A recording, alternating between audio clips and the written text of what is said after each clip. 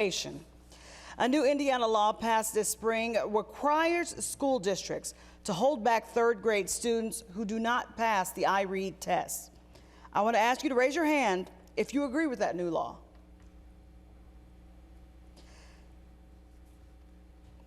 Mr. Braun, how would you explain your decision to the parent of a third grader? So when it comes to education, number one, that's half our budget, K through 12. Whoever's been there and has not gotten anything done should take some responsibility for it.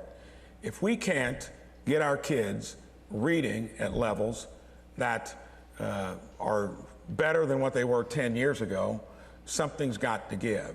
And the solution to it, and what I want to see more of, is more choice, more competition, and something completely different. When you do these kind of knee-jerk reactions, even with what you're talking about in terms of trying to make a cure of it, you got to comprehensively go through the system. We have gotten to be, if we're going to be the crossroads of America, workforce is the number thing I hear about when I travel and visit all 92 counties. It's got to be a comprehensive approach. And it's got to start with teaching kids basic skill sets by the time they get in there to where they leave as a high school graduate with something more than what we're currently giving it. Thank you. That's your time. Mr. Hill, you did not raise your hand. How would you explain your decision to the parent of a third grader? Well, my wife's a teacher. She's a high school English teacher, and the number of times that we've sat at the kitchen table and I've watched her agonizingly frustrated over the kids and their development.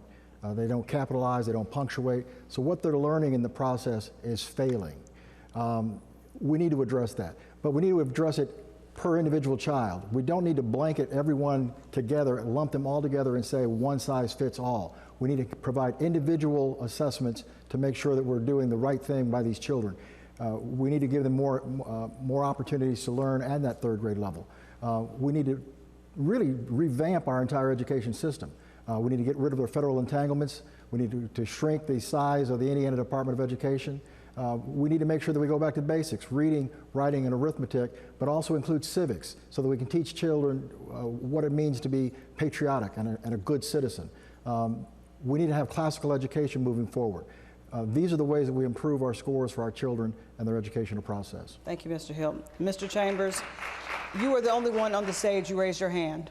There is no greater challenge and no greater opportunity than our educational system right now. It is very backwards looking, and it needs to be pointed forward. It needs to be modernized. It's unacceptable that third graders in Indiana cannot read as they move forward. That's a literacy challenge that will follow that child forever and impact our future economic growth as well. A child who cannot read in third grade going into fourth grade has 4 times more likely to drop out of high school. Our sixth graders are struggling. 35% of them are struggling getting through the sixth grade math exam, the iLearn math exam. Parents need to be right in the middle of this conversation. We need to provide choice, but we also need to individualize education, and we need to get more money into teachers and teachers' incentives and less out of buildings and administrative costs. There's no greater opportunity for the future of our state than fixing these education and modernizing it going forward. Thank you. Ms. Crouch, you actually did raise your hand. If children cannot read by the third grade, they're going to struggle through life and they're going to struggle through school. And so we need to ensure that they can read by the third grade and be successful. It's why, as governor, I'll make sure that parents have more choices in their children's education. We'll make sure that they have control over what's being taught to our children. As governor, our education system will be focused on the 4 R's: reading, writing, arithmetic, and reasoning.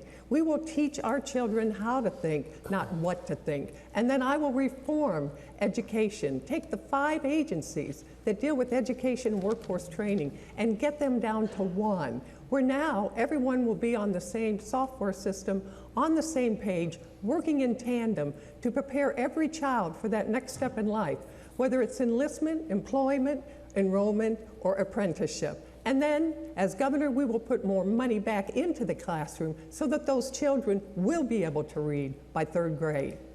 Thank you, Ms. Crouch. Mr. Doden, you did not raise your hand. How do you explain that to a parent? Well, because we have a plan. And so you can go and see our plans in writing at dodenforindiana.com, but we have a plan. I want to explain the plan. We, first of all, have a constitutional obligation to educate our children. It's enshrined in our Constitution, and I believe we have a moral obligation. That's why I believe in parents having choice. That's why I believe in vouchers. That's why I believe that we need to have competition, but we have a further plan. We have a teacher investment program because we have a teacher crisis in our small communities that would attract and retain talented teachers. We're proposing that teachers be income tax and property tax free. It's about a $5,000 pay raise for a teacher. And we're doing this directly to the teacher so that administration and the unions do not get their cut. But beyond that, there's $1 billion coming free in our budget because of good fiscal management that we're putting a stake in the ground and saying that we need to use for universal early childhood education. And so we have a plan for early childhood education to make sure that our kids are well educated.